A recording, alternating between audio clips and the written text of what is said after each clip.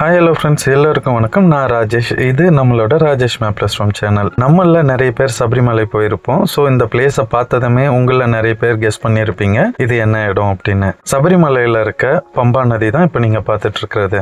நிலக்கல்லில் இருக்க அந்த ranger officers first எங்களை அலோவ் பண்ணலை. நாங்கள் ரொம்ப ரிக்வஸ்ட் பண்ணி கேட்டோம், சார் பம்பா கணபதி மட்டும் போயிட்டு வந்துடுறோம் அப்படின்னு. ஆல்ரெடி லேட் ஆகிடுச்சு. சரி ஓகே, குறிப்பிட்ட டைமிங் கொடுத்தாங்க, அதுக்குள்ளே நீங்கள் திருப்பி வந்தாகணும் அப்படின்னு. போகிற வழியில் காரை எங்கேயும் நிறுத்தாதீங்க அப்படின்னு சொல்லிட்டு டீசல்லாம் செக் பண்ணாங்க. ப்ளஸ் நீங்கள் எத்தனை பேர் போகிறீங்க, என்னோட ஐடி எல்லாத்தையும் வாங்கி நோட் பண்ணிக்கிட்டு இந்த டைமிங்குள்ளே நீங்கள் திருப்பி வாங்க அப்படின்னு தான் எங்களை சொல்லி அனுப்பிச்சி விட்டாங்க. ரொம்ப நன்றியை சொல்லிட்டு நாங்கள் அங்கேருந்து ஹாப்பியாக கிளம்பியாச்சு.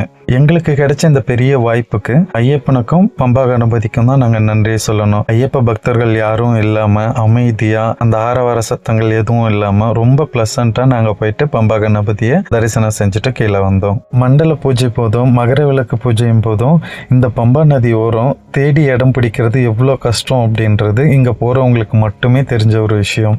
இப்படி இருக்கும்போது யாருமே இல்லாத அமைதியான இந்த பம்பா நதியை பார்க்கும்போது மனசுக்குள்ள அவ்வளோ சந்தோஷமா இருந்துச்சு. தென்னாட்டு கங்கைன்னு சொல்ற இந்த பம்பா நதியில ஒரு சில ஐயப்ப பக்தர்கள் மிகப்பெரிய தவறை செஞ்சுட்டு தான் இருக்காங்க. குளிச்சுட்டு அவங்களோட உடைகளை ஆற்றுலேயே கழட்டி விட்டுறது, பிளாஸ்டிக் பொருட்களை தூக்கி எறியறது போன்ற இது மூலம் மிக தவறான செயல்களை இன்னும் செஞ்சுட்டு தான் இருக்காங்க. இப்படிப்பட்ட புனிதமான நதியை பாதுகாக்க வேண்டியதும் நம்மளோட கடமை தான். ஸோ அது போல் யாரும் செய்யாதீங்க. இந்த நதியோட புனிதத்தை நம்ம எல்லாரும் சேர்ந்து தான் பாதுகாக்கணும்.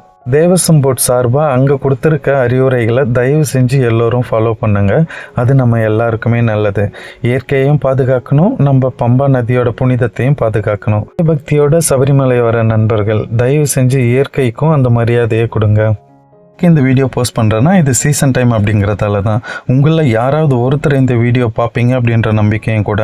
நாம் பண்ண தவறுகளால் இயற்கை நமக்கு தந்த பாடம் தான் அந்த கேரள நீர்நிலைகள் முழுக்க அமீபா வைரஸ் அப்படின்ற ஒரு தொட்டு பரவி இருக்குது அப்படிங்கிறது. ஸோ பம்பாவில் கொடுக்குற அந்த சேஃப்டி அவேர்னஸை எல்லோரும் ஃபாலோ பண்ணுங்கள். அங்கே சொல்லுவாங்க எப்படி குளிக்கணும் அப்படின்னு. ஸோ அதுக்கேற்ற மாதிரி நீங்களும் ப்ராப்பராக போயிட்டு குளிங்க. சேஃப்டியாக போயிட்டு சேஃப்டியாக வாங்க. அமீபா தொற்று பம்பாவில் மட்டும் கிடையாது, கேரள நீர்நிலைகளில் நிறைய இடத்துலவே இருக்குது. ஸோ அங்கே குளிக்க போகிற நண்பர்கள் தயவு செஞ்சு பாதுகாப்பாக போயிட்டு பாதுகாப்பாக குளிங்க. ஏன்னா பம்பாவை காமிக்கிறதுக்காக மட்டும் இந்த வீடியோ இல்லை, அந்த அவேர்னஸை சொல்கிறதுக்காகவும் தான் இந்த வீடியோ நான் ரெடி பண்ணேன். குழந்தைங்களை கூட்டிகிட்டு போகிறவங்க கண்டிப்பாக அங்கே சொல்கிற அந்த சேஃப்டி மெஷர்மெண்ட்டை ஸ்ட்ரிக்டாக ஃபாலோ பண்ணுங்கள்.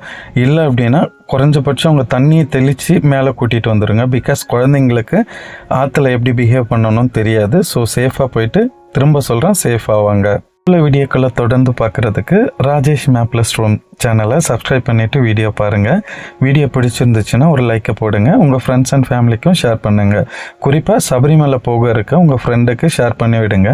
இந்த இன்ஃபர்மேஷன் கண்டிப்பாக அவருக்கு யூஸாக இருக்கும். தேங்க்யூ.